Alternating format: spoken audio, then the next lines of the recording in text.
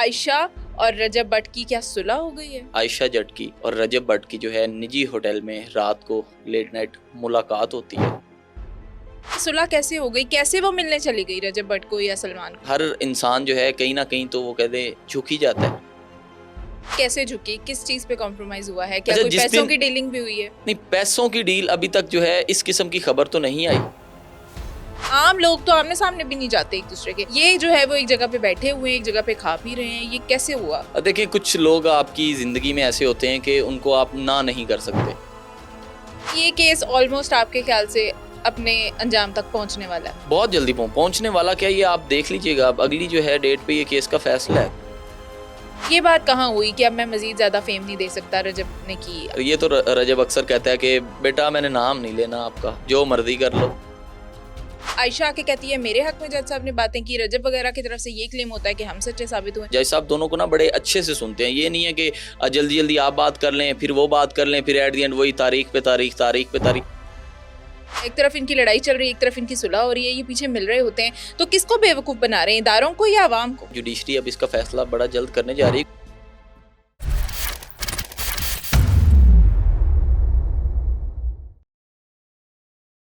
बिस्मिल्लाहिर्रहमानिर्रहीम, अस्सलाम वालेकुम व्यूअर्स, आप देख रहे हैं ब्लंट लाइन नेटवर्क और मैं हूं फरियाल वकार। नाज़रीन, एक और बड़ी खबर और बड़ी डेवलपमेंट जो है वो होने जा रही है और ये जो सिनेरियो आपको बताने जा रही हूँ, जो ब्रेक करने जा रही हूँ, वो खबर है रजब भट्ट और आयशा जट के केस के हवाले से।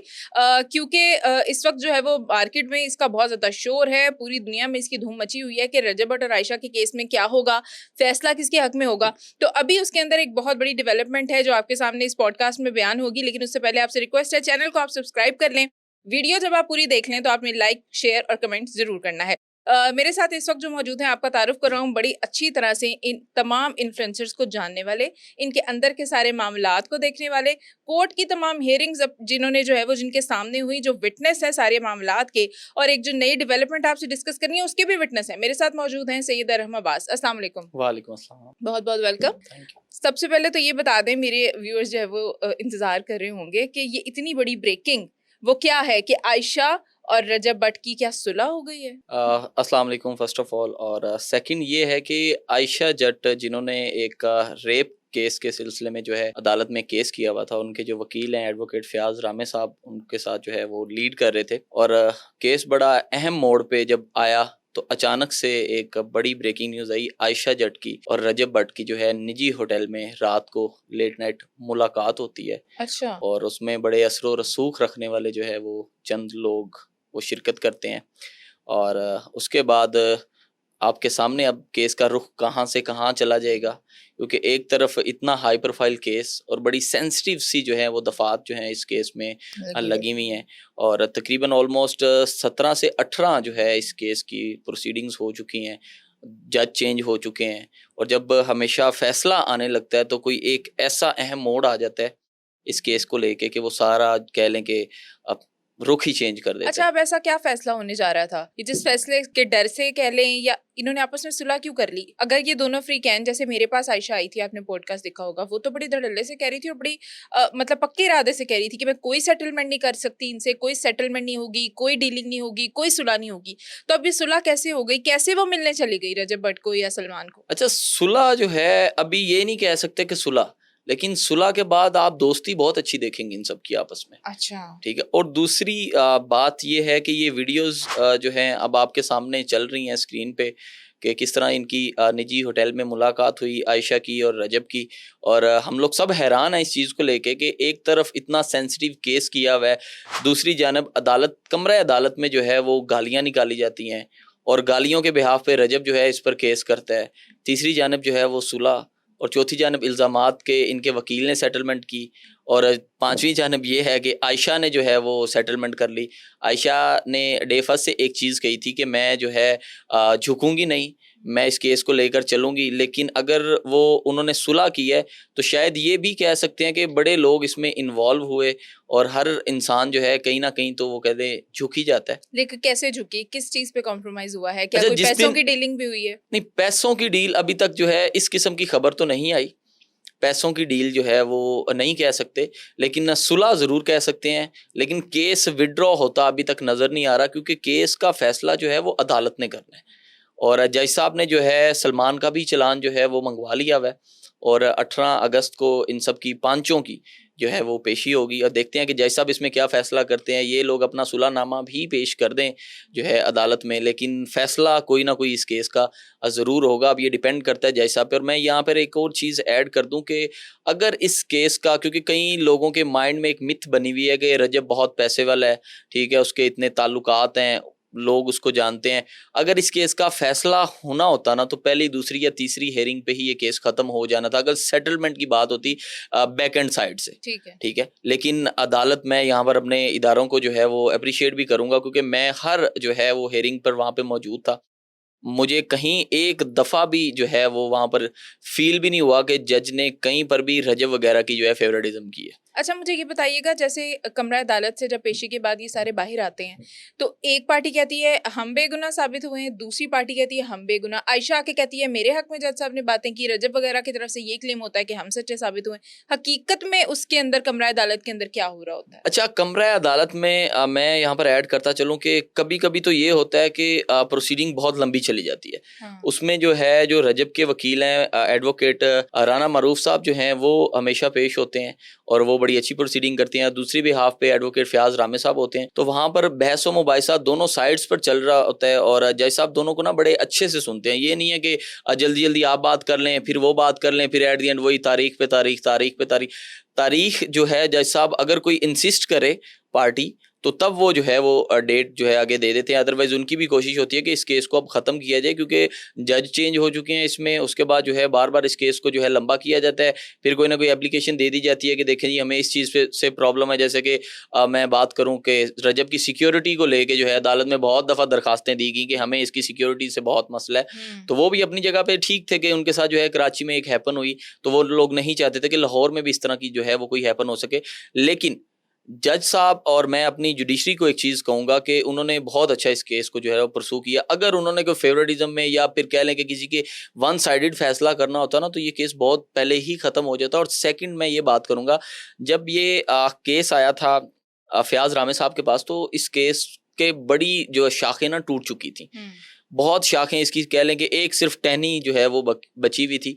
फिर भी उन्होंने इस केस को बहुत लंबा लेके चले, और इसमें ऐसे ऐसे एविडेंस उन्होंने जो है वो अदालत में जो है दिए, जो कि राना मारूफ साहब ने हमेशा की तरह उनको रद्द किया। उन्होंने, उनका एक बड़ा जुमला मुझे बड़ा याद है, वो हमेशा ये कहते, sir this is a garbage, ठीक है, और ये डस्टबिन में ही जाना चाहिए, इसकी कोई वक़्त नहीं है, इसकी मुझे कोई। ये बताएं, ये जो सारा कुछ हुआ अदालत में अभी तक हो रहा है, और एक दूसरे के ऊपर इतने सख्त जो है वो जुमले कसना, एक सोशल मीडिया के ऊपर, टिकटॉक के ऊपर बाकायदा एक जंग लड़ना, रजब की साइड से भी और आयशा की साइड से भी, और फिर एक जगह पे इकट्ठे भी हो जाना, इकट्ठे खा पी भी लेना, इकट्ठे एक जगह पे सुलह भी कर लेना। इससे पहले भी लोग कहते थे कि ड्यूरिंग केस भी ये मिलती थी जाके सलमान से, तो क्या ये बात वाकई सच है?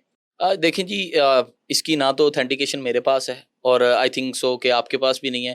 ये तो आयशा आपके प्लेटफॉर्म पर आई थी, आपने पूछना था कि क्या। पूछा, उसने डिनाई किया, उसने कहा, उसने तो ये भी डिनाई किया था कि मैं कभी सुलह नहीं करूंगी। लेकिन फिर जो वीडियोस हमारे सामने आई हैं, ये एक जगह पे मौजूद हैं, आखिर आपस में, मतलब इंसान, आम लोग तो आमने सामने भी नहीं जाते एक दूसरे के। ये जो है वो एक जगह पे बैठे हुए हैं, एक जगह पे खा पी रहे हैं, ये कैसे कैसे हुआ?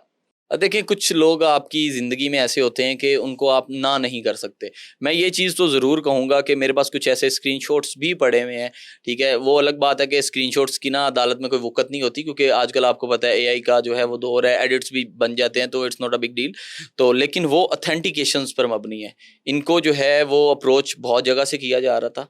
इनके किनको? वकील को भी, आयशा वगैरह आयशा को, ठीक है। वगैरह को? इनके वकील को भी जो है वो बहुत जगह से अप्रोच किया जा रहा था कि आप हमें मिलें, मुलाकात किस करें। लिए सुलह कर ले? ये तो वही जानते हैं, मैं अगर वो ये नहीं कह गिल्टी सकता। नहीं है दूसरी पार्टी। हाँ जी, मैं ये नहीं कह सकता। देखें जी, अगर आपका और मेरा कोई इख्तिलाफ चल रहा है, तो मैं डिफरेंट जो है लोगों से टच ले रहा हूँ कि मुझे जो है इनके साथ मुलाकात करनी है, या फिर आप मुलाकात कर लें मेरे बिहाफ पे, तो इसका एक ही मतलब जाता है कि मैं आपसे रिक्वेस्ट कर रहा हूँ कि आप या तो मेरी बात मान लें, इस केस को विड्रॉ कर लें। ये तो डिपेंड करता है ना कि उनकी मुलाकात का जो है वो पर्पज़ क्या था।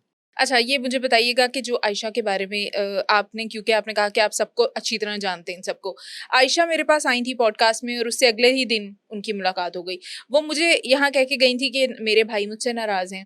मेरी फैमिली जो है वो भावनगर से इस तरह बड़ी सिंपल सी है, तो मेरी फैमिली में सिर्फ मैं हूँ जो टिकटॉक और सोशल मीडिया यूज़ करती है, जबकि उनकी बहन भी करती है, उनका फ्रेंड सर्कल भी है एक पूरा, उसके भाई भी उनके टिकटॉक पे भाई भी हैं। टिकटॉक में उसके साथ होते हैं। तो सच्चाई क्या है? आयशा मेरे पास तो बैठ के कही थी कि मेरी 2 भाई मुझसे नाराज़ हैं।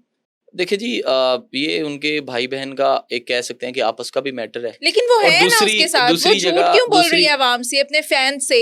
ये सिर्फ अदालत को, मतलब सिस्टम को भी ये लोग जो है वो उसका भी मजाक बना रहे हैं, ये अपने फैंस को भी इन्होंने मजाक बनाया हुआ है। एक तरफ इनकी लड़ाई चल रही है, एक तरफ इनकी सुलह हो रही है, ये पीछे मिल रहे होते हैं, तो किसको बेवकूफ बना रहे हैं, इदारों को या अवाम को? ये तो हमारे जो है जुडिशरी अब इसका फैसला बड़ा जल्द करने जा रही है, क्योंकि इस केस को ऑलमोस्ट 1 साल से भी ऊपर हो चुका है और इसका फैसला नहीं हुआ। और आए दिन साफ ज़ाहिर है अदालत का बड़ा इंपॉर्टेंट टाइम चल रहा होता है, उस बीच जो है अचानक से आप ये कह दें कि सर मुझे इसका फैसला चाहिए, फिर कह दें नहीं जी हमारी सुलह की बात चल रही है, तीसरी जानब आप ये कह दें फलाना नाराज़ हो रहा है, तो मुझे समझ नहीं आ रही। रही बात आयशा की फैमिली की, तो उसकी फैमिली जो है सपोर्टिव है, ठीक है। In what? Supportive in supportive in a in sense के विच? देखें, हाँ, जब आप अब मैं एक अगर किसी पे केस करता हूँ तो साफ ज़ाहिर है मैंने घर में किसी ना किसी को तो बताना है ना, बिल्कुल। किसी ना किसी का तो स्टैंड मेरे साथ होना चाहिए ना।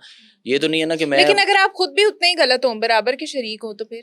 तो ये तो वो फिर वही बात आ गई ना एट द एंड के, ये फैसला फिर अदालत के पास जाएगा। हाँ, हमारे इदारे अदालत बैठे हैं करेगी इंसाफ फैसला। देने के लिए। अभी तक तो आयशा को, क्योंकि जो दफात जो एफआईआर दर्ज हुई है ना, वो बड़ी सेंसिटिव सी इन पे दफात लगी हुई है। अब ये उससे पीछे नहीं हट सकते। ये कोई आम सा पर्चा नहीं है कि जिसमें ये कह दें कि 420 फ्रॉड का पर्चा हुआ है, या फिर ये कह दें कि हमें ये आपस में गालम गलोच हुए हैं, लड़ाई बहस हुई है। नहीं, ये एक रेप केस है। और उसके बाद रजब वगैरह पे ये इल्ज़ाम आता है कि इन्होंने जो है मोबाइल रीसेट किया है, जो कि अभी तक अदालत में प्रूव नहीं हुआ। क्योंकि इसमें भी मैं ये कहूँगा कि जो इनके पहले वकील थे उनकी जानिब से ये कह लें कि जल्दबाजी में कह सकते हैं, क्योंकि अक्सर औकात जो है जल्दबाजी में ऐसे जो है मामलात हो जाते हैं कि जल्दी जल्दी में हम लोग ये कर दें वो कर दें, बाद में जो है चीज़ें याद आती हैं कि यार ये नहीं होना चाहिए था, हम्म। हमसे जो है जल्दबाजी में ये जो है ना मामलात हो गए। लेकिन फयाज साहब ने इस केस को जो है बड़ा अच्छा जो है वो लेकर चले। अच्छा, ये केस ऑलमोस्ट आपके ख्याल से अपने अंजाम तक पहुंचने वाला है? बहुत जल्दी पहुंचने वाला क्या, ये आप देख लीजिएगा, अब अगली जो है डेट पे ये केस का फैसला है। क्योंकि इस और फैसला किसके हक में होता दिखाई फैसला दे रहा देखें, है? ये मैं एक चीज़ यहाँ पर ऐड करूंगा जी। मैं लोगों के माइंड की एक मिथ जो है वो लाजमी क्लियर करूंगा, क्योंकि अदालत की कोई प्रोसीडिंग ऐसी नहीं है जो मैंने अटेंड ना की हो। लोगों के माइंड की ये मिथ है कि जी रजब पैसे वाला है, ठीक है, अल्लाह पाक ने उसको इज्जत दी है, अल्लाह मजीद उसको इज्जत दें जी, हमारी दुआ है, ठीक है। और सेकंड चीज़ ये है कि अगर अदालत ने फैसला करना होता रजब के हक में या कुछ भी, तो ये फैसला पहली दूसरी या तो तीसरी क्या हेयरिंग आप ये पे कहना ही। चाह रहे हैं कि हो सकता है फैसला आयशा के हक में आ जाए?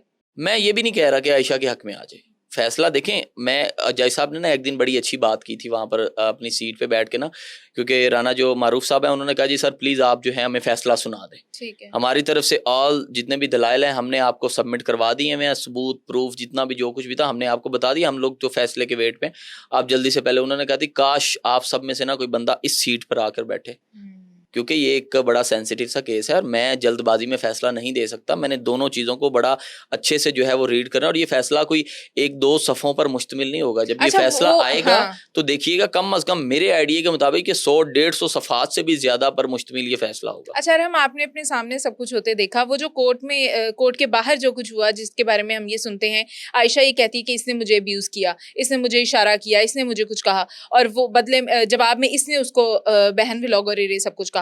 आपने ऐसा कुछ देखा था कि रजब ने अच्छा, इसे वाकई अब्यूज मैं किया उस हो? वक्त वहीं पर मौजूद था। अब मैं पहले मैं यहाँ पर क्लियर आउट कर दूं, मेरे मोबाइल में वो फुटेज भी मौजूद है, ठीक है, जो कि मेरे अपने मोबाइल से शूट की हुई है। मेरे जो कैमरामैन साथ थे उनके पास तो अलग से हैं, लेकिन मेरे एक मोबाइल में, मेरे खुद के मोबाइल में शूट हुई हुई वीडियो है। मैं कमरा अदालत के बिल्कुल ना, जैसे ही, क्योंकि रश बहुत ज़्यादा होता है, और जैसे मैं बाहर निकला हूँ और मैं बाहर खड़ा हुआ हूँ, अब सीन इज दिस के हम लोग इस रूम में ऑलमोस्ट कितने बंदे बैठे हुए हैं? 4-5 लोग हम बैठे हुए हैं। अब अचानक से जी मैं अपना पसीना साफ करता हूँ या मैं फिर अपने घुटने पे हाथ रखता हूँ, तो वहाँ से कोई बंदा उठ के कहता है जी देखें जी इसने मुझे कोई इशारा कर दिया, ठीक है। ये भी एक स्टांस ले सकते हैं, या दूसरी स्टांस ये ले सकते हैं कि क्या वाकई ही रजब ने कुछ ऐसा कहा हो, ठीक है, ये भी हो सकता है। क्योंकि ये रजब वगैरह वाली साइड से जो बात हुई है मेरे नॉलेज में नहीं है, क्योंकि वो मैंने नहीं देखा। उनके लॉयर ने तो डिनाई किया, उन्होंने कहा उसने ऐसा कुछ नहीं किया। उन्होंने तो ये भी डिनाई किया, उन्होंने कहा जी हमें तो वाकई पता नहीं, क्योंकि उनके लॉयर मेरे साथ खड़े हुए थे, वो मेरी वीडियो में भी नजर आ रहा है, जब ये सारा वाकया हुआ है उनके रजब के जो लॉयर थे वो बिल्कुल मेरे साथ खड़े में। और ये बात कहाँ हुई कि अब मैं मजीद ज्यादा फेम नहीं दे सकता, रजब ने की? ये आयशा तो वो अक्सर कहती है। कहता है, ये तो रजब अक्सर कहता है कि बेटा मैंने नाम नहीं लेना आपका, जो मर्जी कर लो, मैंने नाम नहीं नहीं, वो लेना। कहती है कि कमरा अदालत के बाहर अहाता अदालत पे इसने मुझे कहा है अच्छा, कि अब मैं जब ये मजीद फेम नहीं सिनेरियो दूंगा हुआ ना, मैं तुम्हें। बताता हूँ, जब ये आयशा ने जो है कुछ ऐसे अल्फाज वहां पर जो है बोले, तो उसके बाद ना एक चीज जो मैंने लाइव अपनी आंखों से देखी, क्योंकि जैसा अपना अपनी सीट पे बैठे हुए थे, तो रजब ने जस्ट एक चीज कही थी कि सर ये देख लें, ठीक है। और रजब के इर्द गिर्द काफी इसके जो सारे फ्रेंड्स वगैरह थे वो भी मौजूद थे, तो रजब ने वहां पर ये चीज जरूर की थी कि सर ये आपके सामने है, हम तो बोले ही नहीं। अच्छा, मुझे एक बताइएगा कि अगर इन दोनों का आपस में एक अच्छा रिलेशन था, बकौल आयशा के, मेरे सलमान की फैमिली से भी ये रजब वगैरह सब मुझे जानते थे, इनकी शादी क्यों नहीं हो सकी? आखिर क्या वजह है? और रजब फैमिली ने क्यों नहीं प्रपोजल मांगा आयशा का? ब्रेकअप की वजह नहीं, मैं कोई रिश्ते कराने वाला थोड़ी हूँ, ये इस चीज का तो मुझे आइडिया नहीं है। हाँ, मेरी सबके साथ गुडविल बहुत अच्छी नहीं, है। अंदर की कोई खबर अंदर बताएं की खबर, जिसकी वजह से इनके क्लैशेस हुए। देखिए जी, अगर एक लड़की है, अगर वो किसी के साथ रिलेशन में है, तो वो एक चीज जो है वो कभी भी बर्दाश्त नहीं करती, और वो आप बहुत अच्छे से जानती हैं वो क्या नहीं बर्दाश्त करती। क्या? बता दें, आपको बहुत अच्छे से पता है, वो कोई दूसरी लड़की नहीं बर्दाश्त कर सकती। अच्छा। ठीक है, तो शायद इस केस में भी, शायद अगेन ऑन एग्जाम्पल, शायद इस केस में भी ऐसा हुआ हो, क्योंकि सलमान की, अब वो कह लें कि सलमान, नहीं, वो कह तो रही है लाइव बैठता था लड़कियों के साथ, तो मुझे नहीं तो अच्छा जब वो लगा। सारा कुछ मान रही है, तो इस बात का आंसर तो आपको मेरे से ज्यादा बेहतर पता चलो है। बिल्कुल ठीक है जी। व्यूअर्स, होपफुली आपको जो है वो ये पॉडकास्ट अच्छी लगी होगी और आपके लिए जो है वो दिलचस्प भी होगी कि एक तरफ तो अदालतों में लड़ाइयाँ झगड़े, जो है वो एक दूसरे को कत्ल की धमकियाँ, एक दूसरे के साथ जो है वो गालम गलोच करना, और दूसरी तरफ जो है वो एकदम बिल्कुल एक जगह पे रह लेना। ये पता नहीं इन्फ्लुएंसर्स जो है वो हम सबके साथ क्या कर रहे हैं, इदारों के साथ और अपने फॉलोअर्स के साथ। खैर, मुझे इजाजत दीजिए, खुदा हाफिज।